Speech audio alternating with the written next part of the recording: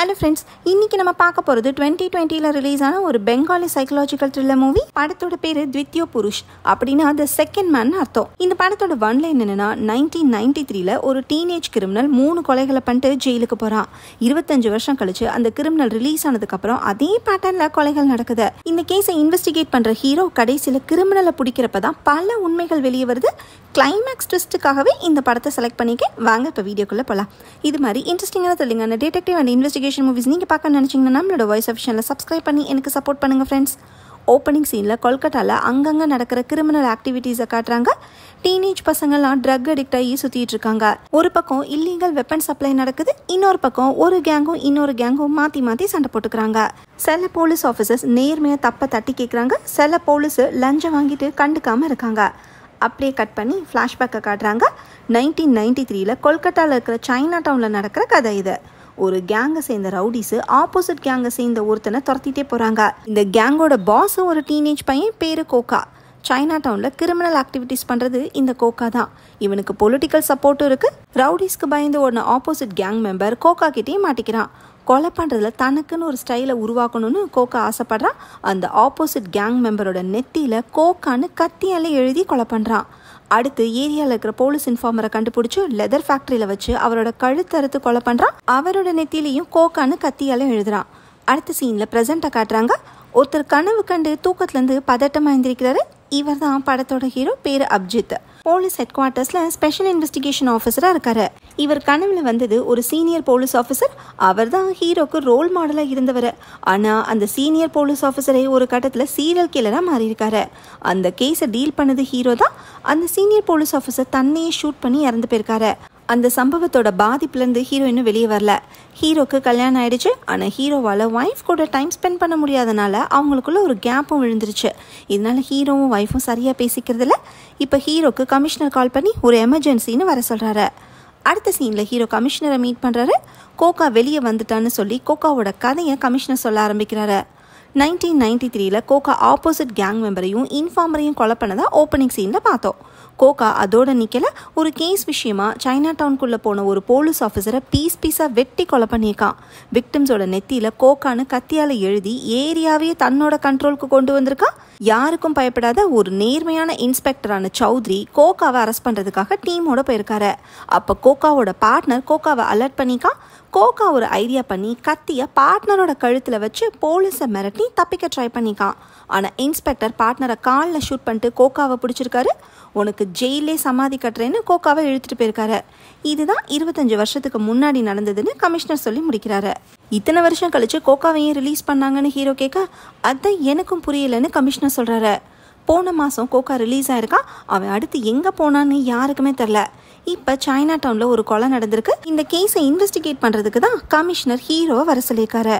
Gang வாரில் கூட இந்த கொலை நடந்திருக்கலாம்ல, இது கோகா பண்ண வேலைன்னு எப்படி சொல்கிறீங்கன்னு ஹீரோ கேட்குறாரு.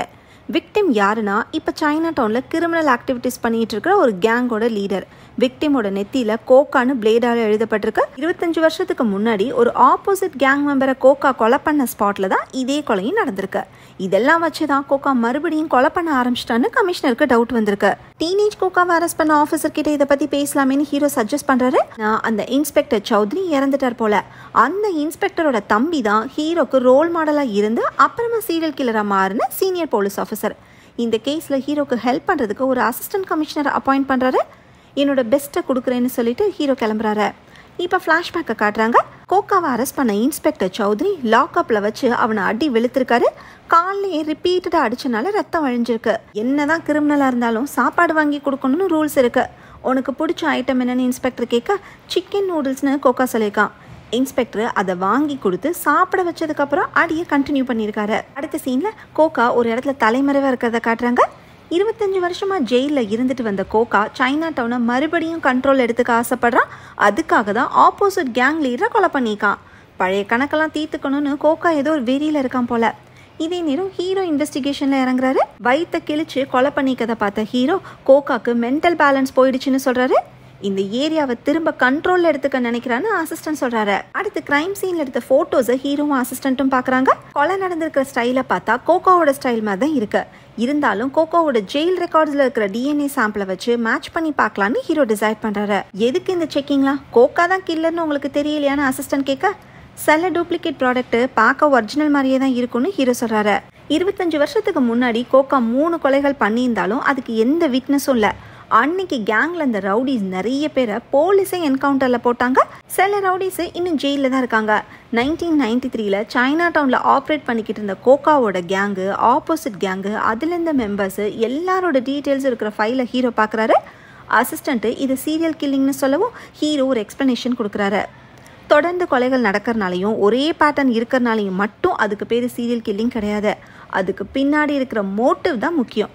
அந்த மோட்டிவ்ல சைக்கலாஜிக்கல் ரீசன் இருந்தால் மட்டும்தான் அதுக்கு பேர் சீரியல் கில்லிங்கா. கோகாவோட கேஸ்ல வெறும் கேங் வார்க்காக நடக்கிற கொலையா இருந்தா இது சீரியல் கில்லிங் இல்லைன்னு ஹீரோ விளக்கம் கொடுக்குறாரு. ஆஹா, எப்படிப்பட்ட வரிகள்ல. அடுத்த சீன்ல கோகா ஒரு ரெஸ்டாரண்ட்க்கு போறாரு. இந்த ரெஸ்டாரண்ட் ஓனர் பேரு ஜிம்மி. இவர் வேற யாரும் இல்லை, 25 வருஷத்துக்கு முன்னாடி கோகாவோட கேங்ல இருந்த ரவுடி தான். இப்போ அமைதியா ரெஸ்டாரண்ட் நடத்திட்டு இருக்காரு போல. சாப்பாடு என்ன வேணும்னு வெயிட்டர் கேட்க தன்னோட ஃபேவரட் ஐட்டமான சிக்கன் நூடுல்ஸை கோகா ஆர்டர் பண்ணுறான். இதே நேரம் ஹீரோவும் அசிஸ்டண்ட்டும் டிஸ்கஸ் பண்ணுறாங்க. கோகா கிட்ட பழைய கேங் இல்லை, எல்லாரும் ஆளுக்கு ஒரு பக்கமாக செதறிட்டாங்க. கேங்கே இல்லாத கோகா எதுக்கு இப்போ ஆப்போசிட் கேங் மெம்பரை கொலை பண்ணணும்னு ஹீரோ யோசிக்க, ஏரியாவை கண்ட்ரோலில் எடுத்துக்கணும்லன்னு அசிஸ்டன்ட் சொல்கிறாரு. கேங்கே இல்லாமல் எப்படி ஏரியாவை கண்ட்ரோல் எடுத்துக்க முடியும்னு ஹீரோ கேட்குறாரு. கோகா மறுபடியும் கேங்கை கிரியேட் பண்ண போகிறதா இருந்தால் பழைய மெம்பர்ஸை காண்டாக்ட் பண்ணி தான் ஆகணும். கோகாவோட பழைய கேங்கில் இந்த ரவுடிஸ் கிட்ட விசாரிச்சா கிளாரிட்டி கிடைக்கும்னு ஹீரோக்கு தோணுது. ஜெயிலுக்கு போனப்போ கோகாக்கு 15-16 வயசு இருக்கும். கோகாவோட ஃபோட்டோவே ஜெயில் ரெக்கார்ட்ஸில் இல்லை. கோகா சம்மந்தப்பட்ட சில ஃபைல்ஸும் மிஸ்ஸிங். ஒருவேளை பொலிட்டிக்கல் சப்போர்ட்டால் போலீஸ் டிபார்ட்மெண்ட்டை சேர்ந்தவங்களே கோகாவோட டீட்டெயில்ஸை ரிமூவ் பண்ணிக்கலான்னு அசிஸ்டன்ட் சந்தேகப்படுறாரு. 1993 கொலைகள் நடந்தப்போ வந்த நியூஸ் ஃபுட்டேஜை செக் பண்ணால் ஏதாவது க்ளூ கிடைக்கும்னு ஹீரோ சொல்கிறாரு. அடுத்த சீனில் கோகா ரெஸ்டாரண்ட்டில் ஜிம்மி கிட்ட பேசுகிறான். பார்ட்னருக்கு என்ன ஆச்சுன்னு ஜிம்மி கேட்குறாரு. பார்ட்னர் என் கூட தான் ஜெயிலில் இருந்தான், போலீஸ் அவனை கொன்னுட்டாங்கன்னு கோகா சொல்கிறான். கோகா ஏரியாவை கண்ட்ரோல் எடுத்துக்கிறதுக்காக புதுசாக கேங்ஸ்டர்ஸ் யாராச்சும் இருக்காங்களான்னு கேட்குறான். அதை பற்றி ஜிம்மிக்கு தெரியல. எந்த வம்பு தும்புக்கும் போயிடக்கூடாதுன்னு ஜிம்மி ஒரு முடிவில் இருக்கார் போல. கோகா சடனாக ஜெயிலேருந்து வருவார்னு ஜிம்மி எதிர்பார்க்கவே இல்லை. உன்னை எப்படி விட்டாங்கன்னு ஜிம்மி கேட்குறாரு. இப்போ ஃப்ளாஷ்பேக்கை காட்டுறாங்க. 25 வருஷத்துக்கு முன்னாடி இன்ஸ்பெக்டர் சௌத்ரி கோகாவை அரெஸ்ட் பண்ணி நைட்டு ஃபுல்லாக அடிச்சதுல கோகா சீரியஸ் கண்டிஷனுக்கு போயிருக்கான். அன்னைக்கு இருந்த கமிஷனர் தான் ஹாஸ்பிட்டல் அட்மிட் பண்ணி கோகாவை காப்பாற்றிருக்காரு. கிரிமினல் எவ்வளோ பெரிய தப்பு பண்ணியிருந்தாலும் போலீஸ் ரூல்ஸை மீறி கடுமையாக நடந்துக்க கூடாதுன்னு இன்ஸ்பெக்டர் சௌத்ரியை கமிஷனர் திட்டியிருக்காரு. கோகா மாதிரி கிரிமினலை என்கவுண்டரில் தான் போடணும்னு இன்ஸ்பெக்டர் சொல்லியிருக்காரு. கிரிமினல்ஸை திருத்த தான் ட்ரை பண்ணணும், அழிக்க ட்ரை பண்ணக்கூடாதுன்னு கமிஷனர் அட்வைஸ் பண்ணியிருக்காரு. அப்படின்னா அவனுக்கு சோறு போட்டு நீங்களே வளர்த்துக்கங்கன்னு இன்ஸ்பெக்டர் எதிர்த்து பேசியிருக்காரு. கமிஷனர் கடுப்பாகி அவரை சஸ்பெண்ட் பண்ணியிருக்காரு. நல்ல வேலை கமிஷனரால் தப்பிச்சேன், கால் தான் கொஞ்சம் டேமேஜ் ஆயிடுச்சுன்னு ஜிம்மி கிட்ட சொல்லிட்டு கோகா போகிறான். காலை தாங்கி தான் கோகாவால் நடக்கவே முடியுது. அடுத்து யாரை என்ன பண்ண போகிறாரோன்னு ஜிம்மிக்கு பதட்டமாக இருக்கு. அடுத்த சீனில் ஹீரோ தன்னோட ஃப்ரெண்டை காண்டாக்ட் பண்ணுறாரு. அட, நம்ம டிடெக்டிவ் போம்கேஷ் இந்த படத்தில் மீடியாவில் ஒர்க் பண்ணுறாரு போல. இவரோட ஹெல்ப்பால் கோகா சம்மந்தப்பட்ட பழைய நியூஸ் ஃபோட்டேஜஸ் ஹீரோக்கு கிடைக்குது. இதே நேரம் கோகாக்கும் ஹீரோ இன்வெஸ்டிகேட் பண்ணுறாருன்னு தெரிய வருது. எல்லாருக்குமே பயத்தை உண்டாக்கி ஏரியாவை கண்ட்ரோலில் எடுத்துக்க போறேன்னு தன்னோட ஆள் கிட்ட கோகா சொல்றான். ஏரியாவில் இன்ஃபார்மராக இருக்கிற ஆள் யாருன்னு கண்டுபிடிச்சு கொலை பண்ணுறதா கோகாவோட அடுத்த பிளான். அடுத்த சீனில் ஹீரோ ஒய்ஃப் கூட இருக்கிற பிரச்சனையால் அசிஸ்டண்ட்டோட வீட்டில் ஸ்டே பண்ணுறாரு. ஹீரோவும் அசிஸ்டண்ட்டும் பழைய நியூஸ் ஃபுட்டேஜஸை பார்க்க ஆரம்பிக்கிறாங்க. 3 கொலைகள் நடந்த 3 ஸ்பாட்லையுமே ரிப்போர்ட்டர்ஸ் அங்கேருந்த மக்கள்கிட்ட நியூஸ் கலெக்ட் பண்ணிக்காங்க. அந்த 3 ஸ்பாட்ல எடுத்த 3 ஃபுட்டேஜஸ்லையுமே ஒரு ஆள் காமனாக இருக்கிறத ஹீரோ நோட் பண்ணுறாரு. அது வேற யாரும் இல்லை, ரெஸ்டாரண்ட் நடத்திட்டு இருக்கிற ஜிம்மி தான். கொலை நடந்த எல்லா லொக்கேஷன்லையுமே ஒருத்தன் இருக்கான்னா அது கண்டிப்பாக கோஇன்சிடெண்ட்டாக இருக்க முடியாது. அவனுக்கு ஏதோ தெரிஞ்சிருக்கணும்னு ஹீரோ கெஸ் பண்ணுறாரு. ஜிம்மியை ட்ராக் பண்ணுற வேலையை அசிஸ்டன்ட் கிட்ட ஹீரோ கொடுக்குறாரு. கோகாவோட அடுத்த டார்கெட்டு ஒரு இன்ஃபார்மராக தான் இருக்கும்னு ஹீரோக்கும் தெரியும். ஏன்னா 25 வருஷத்துக்கு முன்னாடி அதே ஆர்டரில் தான் இப்போவும் கோகா கொலை பண்ணுறான். சைனா டவுனில் இருக்கிற இன்ஃபார்மரை அலர்ட் பண்ணணும்னு ஹீரோ நினைக்கிற இதே நேரம் கோகாவோட ஆளுங்க இன்ஃபார்மரை கண்டுபிடிச்சி லெதர் ஃபேக்ட்ரியில் ரவுண்ட் அப் பண்ணுறாங்க. கோகா வந்து இன்ஃபார்மரை கழுத்தறுத்து கொலை பண்ணுறான். நெத்தியில் கோகான்னு கத்தியால் எழுதுறான். அடுத்த சீனில் ஹீரோவும் அசிஸ்டண்ட்டும் பழைய நியூஸ் ஃபுட்டேஜில் இருந்தது ஜிம்மின்னு கண்டுபிடிச்சி அவரோட ரெஸ்டாரண்ட்டுக்கு போகிறாங்க. 25 வருஷத்துக்கு முன்னாடி கோகா பண்ண கொலைகளை பற்றி ஹீரோ கேட்கவும், அதெல்லாம் எனக்கு தெரியாது, மறந்து போயிடுச்சுன்னு ஜிம்மி சொல்கிறாரு. தெரியாதா இல்லை மறந்துடுச்சா, ரெண்டுக்கும் வித்தியாசம் இருக்குன்னு ஹீரோ சொல்லவும் ஜிம்மி திருன்னு முழிக்கிறாரு. ஹீரோ கன் எடுத்து டேபிள் மேலே வைக்கவும் ஜிம்மிக்கு பதட்டமாகுது. அடுத்த கொலை நடந்துருச்சுன்னு ஹீரோக்கு இன்ஃபர்மேஷன் வருது. எதையும் மறைக்கிறேன்னு நல்லா தெரியுது. உன்னை அப்புறம் பார்த்துக்கிறேன்னு ஜிம்மி கிட்ட சொல்லிட்டு ஹீரோ கிளம்புறாரு. அடுத்த சீன்ல கொலை நடந்த லெதர் ஃபேக்டரிக்கு ஹீரோவும் அசிஸ்டண்ட்டும் போறாங்க. இன்ஃபார்மரோட பாடியை பாக்குறாங்க. 25 வருஷத்துக்கு முன்னாடி கோகா கொலை பண்ணதுக்கு கேங்கை காப்பாத்திக்கணும்னு காரணம் இருந்துச்சு. அவசியமே இல்லாம இப்பயும் அடுத்தடுத்து கொலை பண்றானா கோகா மென்டலி ஸ்டேபிளா இல்லைன்னு ஹீரோ கெஸ் பண்றாரு. அதாவது கோகா இப்ப பண்ற கொலைகள் தான் சீரியல் கில்லிங். கோகாக்கு அப்படி என்ன கோவம்? போலீஸ் டிபார்ட்மெண்ட்டுக்கு ஏதாவது மெசேஜ் சொல்ல நினைக்கிறானா? இதுதான் இப்ப இருக்கிற கேள்விகள். 3வது கொலையும் சீக்கிரமே நடக்க சான்ஸ் இருக்குன்னு அசிஸ்டன்ட் கிட்ட ஹீரோ சொல்றாரு. நைட்டு அசிஸ்டண்டோட கேர்ள் ஃப்ரெண்டு வீட்டுக்கு வராங்க. அசிஸ்டன்ட் கேர்ள் ஃப்ரெண்டை ஹீரோக்கு இன்ட்ரடியூஸ் பண்ணி வைக்கிறாரு. அசிஸ்டன்ட்க்கும் கேர்ள் ஃப்ரெண்டுக்கு இருக்கிற பாண்டிங்கை பார்த்ததும் ஹீரோக்கு ஒய்ஃப் ஞாபகம் வந்து இமோஷனல் ஆகிறாரு. இதே நேரம் கோகா மழையில நினைஞ்சிட்டு இருந்த ஒரு நாய்க்குட்டியை பார்த்து இறக்கப்பட்டு கையில தூக்கி வச்சுக்கிறான். அடுத்த சீன்ல ஹீரோ கமிஷனர் ஆஃபீஸ்ல இருக்காரு. கோகா ஜெயிலேருந்து ரிலீஸ் ஆகி 2 கொலைகளை பண்ணியுமே போலீஸ் டிபார்ட்மெண்ட்டால அவனை பிடிக்க முடியலன்னு கமிஷனர் அப்செட்டா இருக்காரு. கோகா பழைய பேட்டர்னை ஃபாலோ பண்றதை வச்சு பார்த்தா கேங் மெம்பர் இன்ஃபார்மருக்கு அடுத்து ஒரு போலீஸ் ஆஃபீஸர் தான் டார்கெட் பண்ண போறான்னு கமிஷனர் சொல்றாரு.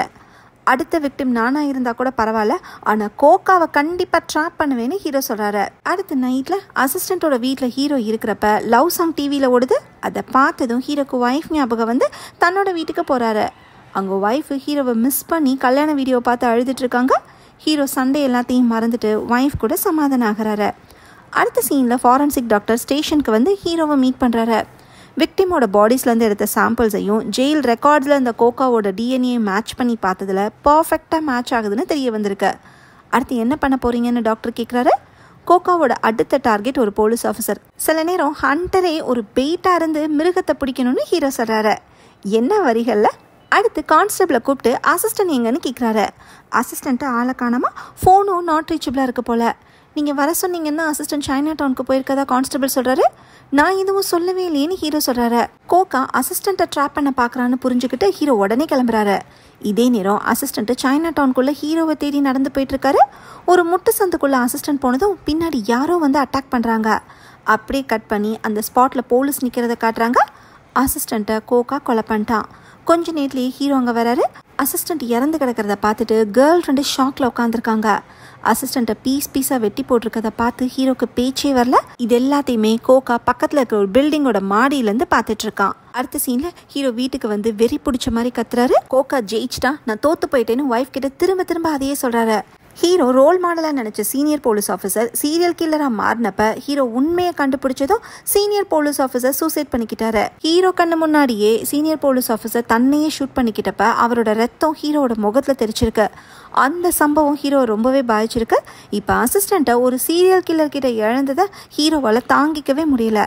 ஹீரோ மைண்ட் டிஸ்டர்ப் ஆனதை புரிஞ்சுக்கிட்டு ஒய்ஃப் அவரை மோட்டிவேட் பண்ணுறாங்க. இந்த கேமை முடிச்சு வைக்கிறேன்னு சொல்லிட்டு ஹீரோ ஆவேசமாக கிளம்புறாரு. ரெஸ்டாரண்ட்க்கு போய் வெயிட்டர் கிட்ட ஜிம்மியோட அட்ரஸை கேட்டு தெரிஞ்சுக்கிறாரு. ஜிம்மியை மடக்கி ஸ்டேஷனுக்கு கூட்டிகிட்டு வந்து கோகா எங்கன்னு கேட்டு அடித்து விசாரிக்கிறாரு. எனக்கு தெரியாது, ஆனால் அவனோட ஆட்கள் கிட்ட நான் சொல்லிவிட்டா கண்டிப்பாக என்ன மீட் பண்ண வருவான்னு ஜிம்மி சொல்கிறாரு. சைனா டவுனில் இருக்கிற பழைய மில்லுக்கு நாளைக்கு கோகா வர சொல்லுன்னு ஹீரோ சொல்கிறாரு. ஜிம்மியும் அதே மாதிரி செய்கிறாரு. கிளைமேக்ஸில் கோகா ஜிம்மி வர சொன்ன இடத்துல இருக்கான். இப்போ ஜிம்மி அங்கே வராரு. ரெஸ்டாரண்ட்க்கு வர சொல்லாமல் இங்கே எதுக்கு வர சொல்லியிருக்கான்னு கோகா கேட்குறான். அப்போ ஹீரோ கன்னோட வந்து நிற்கிறாரு. ஜிம்மியை வச்சு போலீஸ் ட்ராப் பண்ணிட்டாங்கன்னு கோகாக்கு புரியுது. ஹீரோ ஜிம்மியை அனுப்பி வைக்கிறாரு. ஹீரோ கன்னை காட்டியும் கோகா கிட்ட கொஞ்சம் கூட பயமே இல்லை. இப்போ தான் கதையோட பெரிய ட்விஸ்ட்டை கோகா சொல்கிறான். இவன் ஆக்சுவலாக கோகாவே இல்லை, கோகா கூட கே ரிலேஷன்ஷிப்பில் இருந்த அவனோட பார்ட்னர்.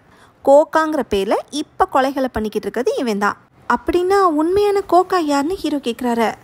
கோகாக்கு பழசெல்லாம் ஞாபகம் வந்து மறுபடியும் என் கூடவே சேருவார்னு நினச்சி தான் அதே பேட்டர்னில் கொலை பண்ணேன்னு பார்ட்னர் சொல்கிறாரு. இப்போ ஃப்ளாஷ்பேக்கை காட்டுறாங்க. 25 வருஷத்துக்கு முன்னாடி இன்ஸ்பெக்டர் சௌத்ரி கோகாவை அடித்ததில் அவன் அன்கான்ஷியஸ் ஆயிருக்கான். அன்னைக்கு இருந்த கமிஷனர் கோகாவை ஹாஸ்பிட்டல் அட்மிட் பண்ணிக்காரு. கோகாக்கு பிரைன் டேமேஜ் ஆனதில் டோட்டல் மெமரி லாஸ் ஆயிருக்கு. டீனேஜ் பையனாக இருக்கிற கோகாக்கு எதுவுமே ஞாபகம் இல்லைன்னா அவனோட ஹிஸ்ட்ரியவே மாற்றி ஒரு புது லைஃபை கொடுக்கலாமேன்னு கமிஷனருக்கு தோணியிருக்கு. கோகா கிட்ட போய் உன் பேர் என்னன்னு கமிஷனர் கேட்டப்ப அது கூட கோகாக்கு ஞாபகம் இல்லை. கோகாக்கு அப்ஜித்னு கமிஷனர் பேர் வச்சிருக்காரு. கோகாவை தன்னோட வீட்டுக்கே கூட்டிட்டு போயிருக்காரு. கோகாவை அரெஸ்ட் பண்ணப்ப கூட இருந்தது பார்ட்னர் தான். அதனால பார்ட்னரை அரெஸ்ட் பண்ண சொல்லி கமிஷனர் ஆர்டர் போட்டிருக்காரு. பார்ட்னர் கிரைம் பண்ணலைனாலும் கோகா கூட இருந்தவன் தானே, அதனால பார்ட்னரை கோகான்னு சொல்லி ஜுவினைல் ஜெயில போட்டுட்டு கோகாக்கு புது லைஃபை கொடுக்க கமிஷனர் நினைச்சிருக்காரு. கோகா கமிஷனர் வீட்டில் இருக்கிறத பார்ட்னர் பார்த்துருக்கான். கமிஷனர் வீட்டு சர்வெண்ட் கிட்ட விசாரிச்சு கோகாக்கு மெமரி லாஸ் ஆனதை பத்தி பார்ட்னர் தெரிஞ்சுக்கிட்டா கமிஷனர் தன்னோட தம்பிக்கு குழந்தையே இல்லைன்னு அவர்கிட்ட கோகாவை ஒப்படைச்சிருக்காரு. கமிஷனரோட தம்பியும் அவரோட ஒய்ஃபும் கோகாவை கூட்டிட்டு வேற ஊருக்கு போறதுக்காக ட்ரெயின் ஏறிக்காங்க. அப்ப பார்ட்னர் அங்க வந்து கோகா கிட்ட பேச ட்ரை பண்ணிக்கா. ஆனா கோகாக்கு பார்ட்னரை ஞாபகமே வரல. யாரோ ஒரு பையன்னு நினைச்சு கோகா பார்ட்னருக்கு ₹1 கொடுத்துருக்கான். அப்பதான் போலீஸ் பார்ட்னரை அரெஸ்ட் பண்ணிக்காங்க. கமிஷனர் சொன்ன மாதிரி ஃபேக் பேப்பர்ஸை ரெடி பண்ணி பார்ட்னரை கோகான்னு சொல்லி ஜெயிலில் போட்டிருக்காங்க. தேவையான வசதியும் செஞ்சு கொடுத்துருக்காங்க.